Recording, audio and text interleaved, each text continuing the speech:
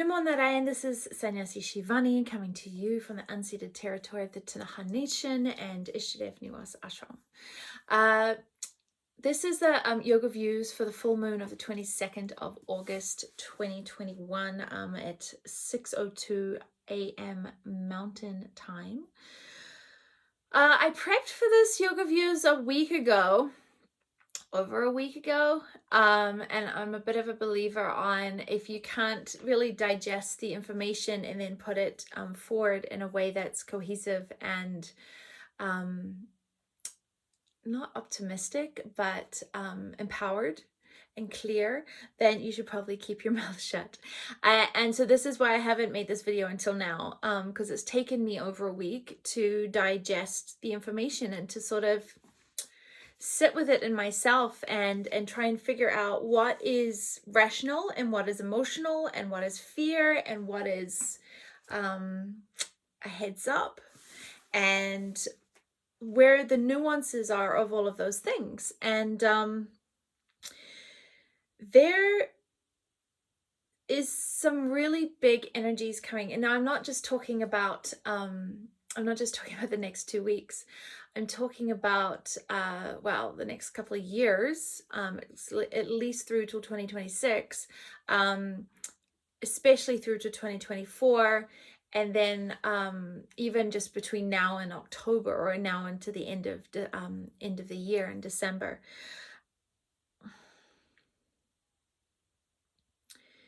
There's this energy that seems to be going around with vaccines and that a couple of things. One is that the energy of, are you vaccinated? Are you vaccinated? Are you not vaccinated?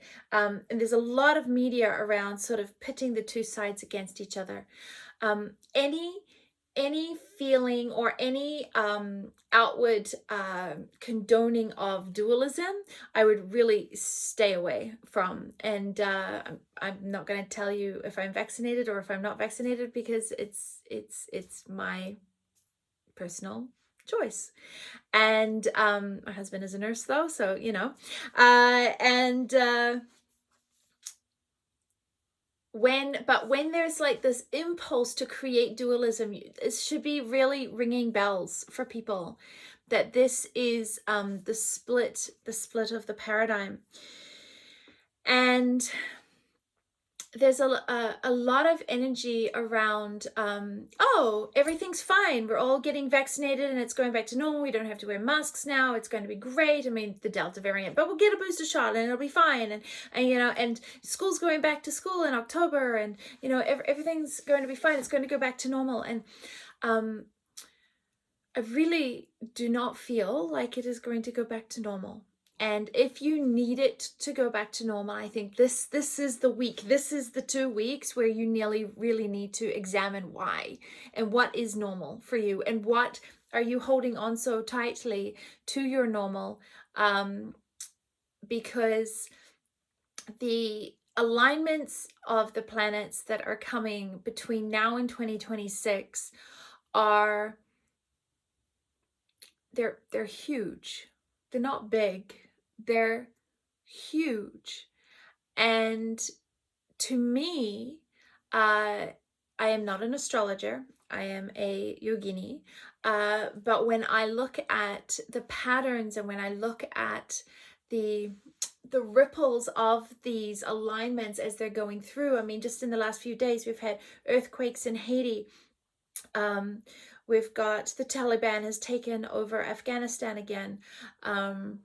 We've got tremendous amounts of wildfires. We've had entire towns evacuated in British Columbia. We've got supply shortages all over the place. We've got Saskatchewan is down, I believe, 70 to 80% in their grain this year. I know people in Alberta are taking their livestock to be culled because there's not enough hay. I really want you to understand that I do not believe, and I would love to be wrong. Please, I would love to be wrong, but I do not believe that things are going to go back to normal. And so we really have to take our head out of the sand, and we really have to look at the possibilities. Now, there's a reason why our guidance was to come in 12 hours inland from Vancouver by land and start a center here. There is a reason why, I really do not believe that huge cities that really rely on trucks full of food is necessarily going to be a really easy place to be in the next few years. And so if you're this orientation of the heart, of the fifth dimension, I was having a beautiful conversation with somebody last night, and everybody wants to be in the foundation of love, and everybody wants to be in the foundation of the fifth paradigm, of the fifth dimension, and have this paradigm shift, and everybody wants to make that leap and do that thing. So long as their own family is fine, so long as their own bank accounts are fine, so long as their own house is fine, so long as they have their own car, as long as they are taken care of. And that is completely the opposite orientation to what the fifth dimension represents. The build your own fort, have your own stockpile mentality is the old paradigm. So you can't actually take that paradigm into the new paradigm. You've got to allow the energies of me into we actually permeate your decisions for you and your family. It's not a where do I want to live? It's where will I be of most service to the greater good? It's not what do I need to do? It's what needs to be done for the greater good. It's not what do I get out of it? It's what do I have to offer it? These are the things that it meaning life, it meaning the community, it meaning the land, it meaning the earth, Mama Earth, and just asking these questions, not what can I get out of it? Where am I going to be safe? What do I need to do? Where do you want me to go? What do you want me to do? Where could I be the most highest good? These, I believe, are the questions we need to be asking to actually shift out of the egotistical, narcissistic, third dimensional, consumer, patriarchal paradigm and into the fifth dimensional paradigm that sits in the heart, that is anchored in foundation in the heart and Anahata chakra. And that, literally, it's going to be a 180 for most people. It's literally going to be a 180 for most people. And when there's any kind of fear, instantly the deepest groove that we have is where our impulses, where our vasanas are going to go, is my own preservation, my own survival.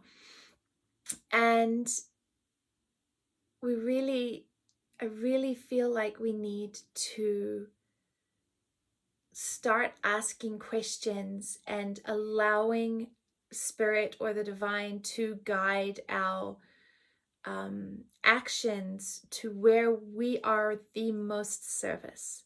Swamiji had a satsang the last time we saw her, and the 3 points, well, actually she made 4 points. One was, you must cultivate faith. This is all she went on about. You're like, okay, what could go so wrong that we need, to be so sternly told we must cultivate faith? Well, that was in 2019. And then you have the 3 points of Sangha, community, because this is Anahat. Anahat is not about me, it's about we. It is the foundation of the community.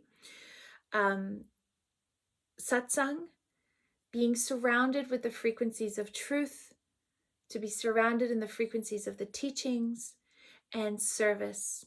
How is those two things, the community and the frequencies of truth, the frequencies of the teachings, helping people beyond the initial?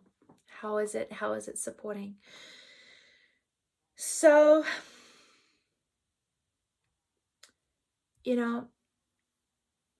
I think this is really, this is like the next month or the next couple of weeks especially,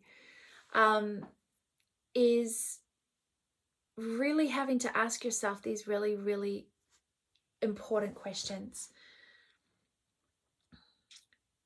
Where am I most of service? Where do I need to be to put the right foundations in place so that as we move through these very turbulent alignments over the next few years, potentially very turbulent alignments over the next few years, how can my life be a beacon of light? So I'll run through a couple of the alignments for the full moon, but really I think we're, I've already sort of said what needs to be said as far as I'm concerned anyway. August 22nd is the full moon. And in that 2.5 days, sort of August 22nd to August 24th, you really want to not be impulsive. Really do not be impulsive. Calm your jets. Okay. Don't be overwhelmed with belief. Careful of what you're believing, because the moon is conjunctioned with Neptune, which is in Pisces. And Neptune is all about what we believe, and Pisces is the dream. But it's opposite Mars and Mercury in Virgo. And so Mars is impulsive and wants to act now, and Mercury is very like rational. So you've got like, what do you believe on an emotional level, and then what do you believe on a rational level, and they're not lining up. And if they're not lining up inside of you, then stop. Just take a breath, especially around the 22nd to the 24th. On the 25th, Karen, which of course aligns with health, and the moon is opposite Vesta and Venus in Libra. So there's another wave of health things that are going to be coming to the surface. Sorry, go back a day there, the 24th, where the moon is opposite Mars. We're going to be potentially looking at more earthly shifts. I mean, Mama Earth is shifting as deeply as we are right now. So if you think of it like this, like all the elements that are in on Earth, right, are all the elements that we are made up of. Now you've got in tremendous fire, uncontrollable fire. You have uncontrollable anger. That you cannot have the micro and the macro resonating at two different things. You cannot have the exterior and the interior resonating at two different things. Everything has to be in divine balance. So you've got huge earthquakes. We've got fundamental shifts happening at the core level of our structures and our systems and our governments. And then, you've got potential extreme flooding. You've got a lot of emotions. So you've got a lot of anger, a lot of emotions, and a lot of really, really deep shifts happening. Now, if you're anchored into the emotional body, then you're going to be surfing or drowning, one or the other. When you anchor, though, into the divine, you are stepping back. You're witnessing those turbulent waters from the shore. You're not in it. You're watching it. And this is the key to being the witness. And this is going to be absolutely imperative over this full moon period. At the end of the month, Lilith the moon and the north node, which is going to be in Gemini, are going to be in good configuration with Venus and Vesta in Libra. And this will hopefully bring another layer of what is being hidden to us, the collective, at this moment, and is going to bring another layer to the light, to the surface. So at the end of the month, we should be looking a little bit more clarity, not a lot of clarity, but more clarity than we have now. The key is really not to act impulsively and emotionally on what we are being told, but to dig a little deeper, to come a little bit more into the center, and to really watch your fear as the red flag, as the bell, as of which paradigm you're running. Because we don't need fear, we need clear, kind, conscious action that has got nothing to do with the emotional body. It's nothing to do with how we're feeling about it. When we anchor into the heart, it's got nothing to do with how you're feeling. Okay, I was having this conversation with some students a little while ago, but people always say, "Oh, my heart, in my heart of hearts, I feel this." Please stop saying that, because your heart does not feel, your emotions feel. But when the ego wants to vilify and give justification to its emotional identification, it will route it through the heart like it has more credibility.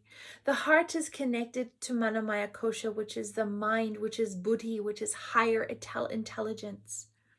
And that higher intelligence is not seated in the pure individual orientation. So anytime you see yourself saying, "I know," do you? Anytime you see yourself saying, "Well, in my heart, I feel that," please stop. Allow yourself to get quiet. Allow yourself to look with your eyes, listen with your ears, watch those connections as they're coming to you, of like the random phone calls of the person you haven't seen in 10 years that you bump into on the street, and you suddenly have a conversation about the tomatoes in California and how, while they're fulfilling their contracts this year, the next year the price of tomatoes are going to go skyrocketing because of the shortage of water this year. This was one of the random conversations I had this week. Watch those randoms, because I really feel like the divine is trying to give us the information, but how we respond to the information is going to be a really good barometer for how much weight to give that information in this moment. And what I mean by that is, if you get really riled up and really emotional about it, then just put that information over to the side and just let it sit there for a little while until you've calmed down. Don't take that information and start acting out on it in a really disturbed kind of way, because you're actually then just buying into the chaos. But Eris is going to be in Jupiter. It's going to be in the exact square for the final time with Pluto. And this is not till October. People, it's the end of August. October is 5 weeks away. We're talking about decisions that need to be made that are life-changing, not whether or not you're going to buy eggs this week. We're talking about really, really important decisions. October is not a long time away. And in December, Saturn and Uranus are going to be in exact square again. But you have to understand with Eris, and I don't mean Aries, Eris, who is the patron saint of chaos. But out of chaos comes creation, and as Pam Gregory calls them, the galactic citizens. We are the galactic citizens, but we have forgotten. So if somebody said to you, there's many, many signs and alignments that, the weather disrupting the food chain, with droughts, with floods, with fires. I know a lot of production chains have been very disrupted and have ceased to come to a standstill. Out of that chaos will come clarity. But if you're watching this, it's because you are in a place to get a heads up. Because once the collective has descended into complete chaos, that is not the time for you to be making the decisions and to putting yourself in the right place and to having your ducks in a row. That is way too late. But if you're watching this, I totally believe that we are being given this information in this way now so that we can make the decisions now while moving about is still doable, while selling and buying houses is still doable, while there is still seeds in the seed banks and the seed companies for growing vegetables, while there is still food on the supermarket shelves. This is when we need to start getting our ducks in a row. We should have started a long time ago, and and this is what we've been doing for like the last 3 years. But like this 2 weeks, this is it. Like, if you haven't started making these decisions and making these spaces for spirit to come in and go, yes, go in that direction. Yes, like ask the questions. Am I supposed to move? Well, what if I got a job? Where am I going to move to? If I get a job in that place, maybe I'm supposed to move there. Make a phone call. Make a phone call. See if there's a job opens up. If there's no jobs, take it that spirit doesn't want you there. Okay, no problem. But if a job opens up like that, out of nowhere, know that you're actually following the right line of frequency for your frequency family, for where you are supposed to be, and then have the courage to act on it. Stay out of fear. Don't allow yourself the fear. Don't indulge your emotional body about how you feel about any of this. Take the information and go, okay, well, what do I need to do about it? And, can I make sure I have an abundance of dry food, like rice, grains, dry beans, things like that, toilet paper. Now's the time to buy the toilet paper, people, not later, right? Just put this awareness in some actions, but not out of fear, but out of like, oh, I hear tomatoes are potentially going to be like unbuyable next year. Wonder what it would take to grow a tomato. Maybe I'll buy a packet of tomato seeds just so I have them. Like just put it like just with you, let your rational mind show you where the energy needs to be. But the most important thing is, if we're going to make this paradigm shift into the fifth dimension, I really truly believe it is not to do it alone, but it is actually to come together and allow the energies to come together. And from that place, the heart will bloom. So that's all I got. Namo Narayan. May clarity and kindness and love, and most importantly, faith, be with your every moment.